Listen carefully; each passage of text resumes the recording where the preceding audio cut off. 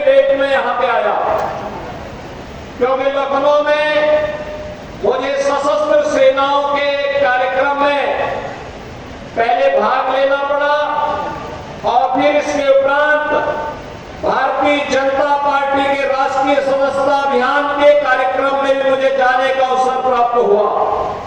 इन दोनों कार्यक्रमों में कुछ देर होने के कारण मुझे यहाँ आने में भी लेट हुआ, लेकिन सबके बावजूद आप जिस धैर्य के साथ, जिस उत्साह के साथ आज इस समारोह में हैं, मैं इसके लिए हृदय से आपका अभिनंदन करता हूं, आप सबका हृदय से स्वागत करता हूं। बहनों और भाइयों, आज यहाँ पर करहल की जो अनेक विकास की योजनाओं को आज यहाँ पर प्रस्तुत किया गया है, उसमें यहाँ की सड़क की परियोजनाएं हैं। यहाँ पर करहल में एक हम लोग ग्राम पंचायत एलादपुर में एक मिनी स्टेडियम भी देने जा रहे हैं, ग्रामीण स्टेडियम का निर्माण भी करने जा रहे हैं। और एक प्रदेश के अंदर यहाँ करहल विधानसभा क्षेत्र में हम लोग फायर टेंडर, कहीं आग लगती है तो उसके लिए, आग को बुझाने के लिए, नियंत्रण करने के लिए एक फायर टेंडर की स्थापना के कार्य का भी आज शिलान्यास किया जा रहा है। विकास के जितनी भी परियोजनाएं हैं जिनका लोकार्पण हो रहा है या जिनका शिलान्यास किया जा रहा है, इन सभी योजनाओं के लिए मैं मैनपुरी जनपद और खासतौर पर करहल विधानसभा क्षेत्र के आप सभी मतदाताओं को, यहाँ के नागरिकों को हृदय से बधाई देता हूँ, अपनी शुभकामनाएं देता हूँ। बहनों और भाइयों, आपने भी देखा होगा मंच पर मुझे अनेक नौजवानों को टैबलेट और स्मार्टफोन देने का अवसर प्राप्त हुआ। इसके साथ ही आपने देखा होगा आदि आबादी का नेतृत्व करने वाली महिला स्वयंसेवी समूह को भी सरकार के द्वारा प्रदान किए जाने वाले सहयोग के जैकेट, डली, टोपी प्रदान करने का मुझे अवसर प्राप्त हुआ। आपने देखा होगा गरीबों को प्रधानमंत्री आवास और मुख्यमंत्री आवास की चाबी सौंपने का एक अवसर मुझे प्राप्त हुआ। और एक सप्ताह पहले यही मंच और हमारे डिप्टी सीएम श्री ब्रजेश पाठक जी भी यहाँ आए थे और करहल में रोजगार मेला, टैबलेट वितरण, ऋण वितरण के एक बड़े कार्यक्रम को उन्होंने उद्घाटन किया था। हजारों नौजवानों को रोजगार मिला था, हजारों नौजवानों को उद्यम लगाने के लिए ऋण दिया गया था और हजारों नौजवानों को टैबलेट और स्मार्टफोन वितरण करने का कार्य भी किया गया था।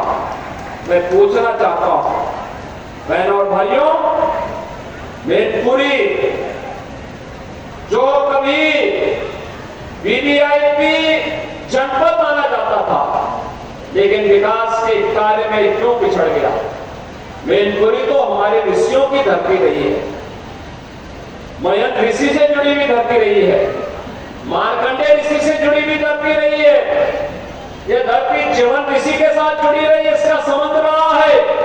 और इस धरती का संबंध देश के स्वाधीनता आंदोलन से जुड़े हुए स्वाधीनता संग्राम सेनानियों से इसका संबंध रहा है। फिर पहचान का मोहताज करने वाले कौन लोग हैं आपके सामने? ये वही लोग हैं जिन लोगों ने आपके सामने जो पहचान का संकट खड़ा किया, आपके सामने पहचान का संकट खड़ा किया, प्रदेश के सामने, उनके सामने अपने अस्तित्व का संकट खड़ा किया इन लोगों ने। सामाजिक ताने बाने को छिन्न भिन्न किया, अराजकता और गुंडागर्दी इनके डीएनए का हिस्सा है और प्रदेश में इनका मॉडल देखना है तो मॉडल इनका विकास का नहीं है। ये लोग विकास का नहीं, विकास के कार्यों में लूट मचाने वाले लोग हैं। आपने वही है जो अयोध्या में एक निषाद बेटी के साथ समाजवादी पार्टी के नेता के द्वारा किया गया था। इनके घिनौने कृत्य वही है जो लखनऊ में एक बेटी को कैसे इन लोगों के द्वारा गिराया जाता है, ये इनका चेहरा है। और इनके वास्तविक कारनामे देखने हो तो कन्नौज में घटित घटना और नवाब ब्रांड ये समाजवादी पार्टी का वास्तविक चेहरा। आज मैं आप सबसे यही कहने के लिए आया हूं कि बहनों और भाइयों, पहले सामाजिक ताने बाने को इन्होंने छिन्न भिन्न किया, प्रदेश को दंगों की आग में झोंका, विकास के लिए, गरीब कल्याण के लिए तो धनराशि राज्य की लगनी चाहिए थी, उसमें लूट खसोट किया, नौजवानों को मिलने वाली नौकरी में डकैतियां डाली गई।